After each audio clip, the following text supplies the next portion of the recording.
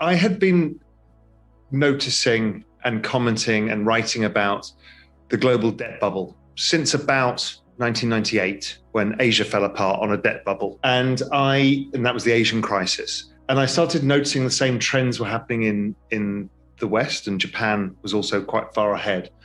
So I was getting very worried about the financial system. Then 2008 came along and we blew up the financial system, and the answer was to print money. And then 2012, we almost lost Europe as well, based on the same issue, debt. Over that period, I started looking around for an answer. How can we avoid this? People had looked at gold, but that was only part of an answer. How do you actually build a financial system? So I started thinking about, could I create the world's safest bank? One that held treasuries directly with the Federal Reserve, let's say, or whatever it may be. So I spent about a year on that journey. And during that journey, one of my friends came to me and said, have you looked at Bitcoin? So that was 2013, early 2013. I very quickly understood what its promise had, particularly blockchain and the scarcity value. And I probably wrote the first ever stock to flow paper from a macro perspective in 2013 about how I valued Bitcoin versus gold, for example, using stock to flow analysis. I first started investing it back in 2013. And so I'd followed the journey of crypto and, I learned about some of the other protocols and started getting interested in the whole space. And by about 2015, I'd started realizing that everything in the world was going to get tokenized in the end, and that this was going to be a predominant business model.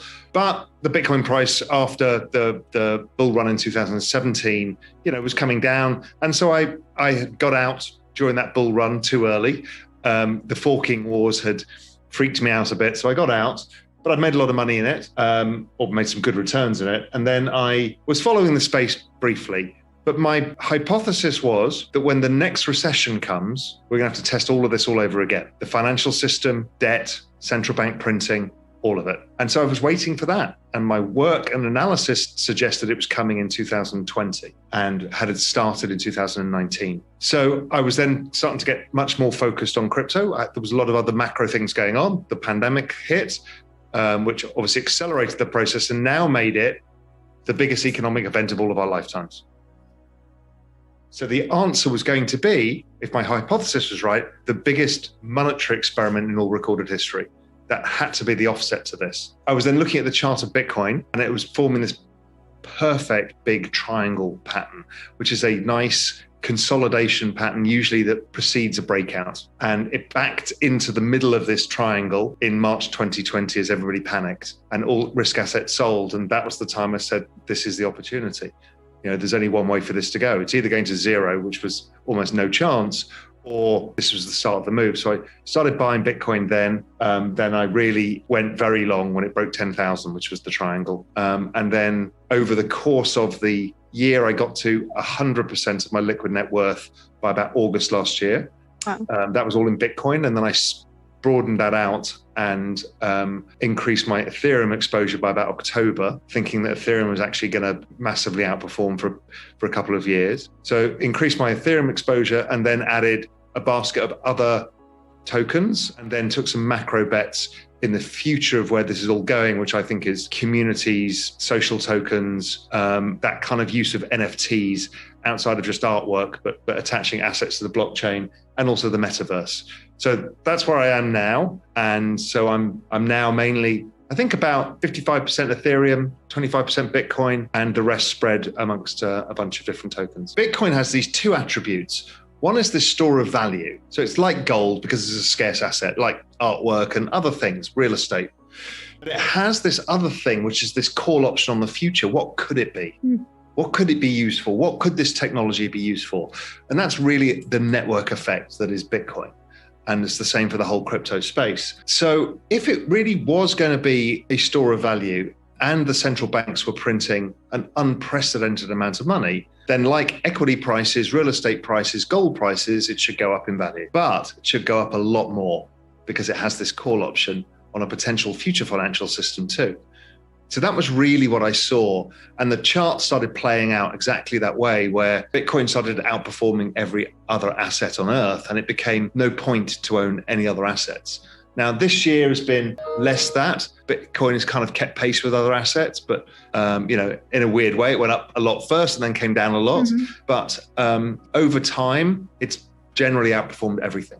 And what about Ethereum? Why increase your exposure so much so that Because it even trumps Bitcoin? In October, I started seeing the chart of Ethereum versus Bitcoin and looked like it was going to start outperforming, just a chart pattern and a hunch. And then I started digging into, okay, how do you value Bitcoin and Ethereum? So we've had the stock to flow model, but really what it was to me was also a network. And you use something called Metcalfe's law to value a network, which is basically a network has value proportionate to the number of people on the network and the number of interconnections they have with each other.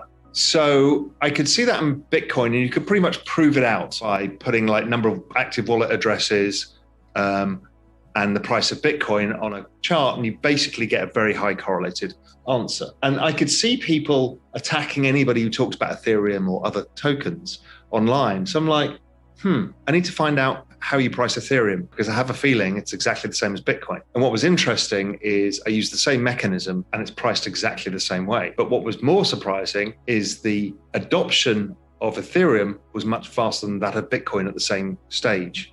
So I'm like, wow. And then you start realizing the number of things being built on it, the applications, the number of developers involved, and the speed of the increase of the number of users. So there's a lot of interconnections plus a lot of users. That was going to become very valuable. So then add a chart onto that again. Chart of Ethereum looked like it was going to break out, and that gave me everything I needed. And how are those charts looking now? Well, they continue to show that, even Ethereum has been having more volume in certain days than Bitcoin has. The wallet address growth is faster than Bitcoin. In every way, it's outperforming Bitcoin, except in market cap. I think we call it the flippening when Ethereum is larger than the market cap of Bitcoin. That's nothing to say that I don't believe in Bitcoin. Bitcoin is a different thing to Ethereum. Many hardcore Bitcoin believers think that all applications will be built on the Bitcoin blockchain. But I think that's more a hope than a reality. The reality is many different ecosystems will get traction for different things. And Ethereum right now has DeFi, NFTs, social tokens all on it. So it doesn't have to be money. The next part of the equation comes with the introduction of the EIC 1559 token, which essentially lowers the supply of Ethereum by burning Ethereum. And then there's the ETH 2.0 where we move to proof of stake, which again, will lower the gas fees, but also will lower supply even further. So it becomes a super scarce asset with massive use. So probability is it's going to do pretty well.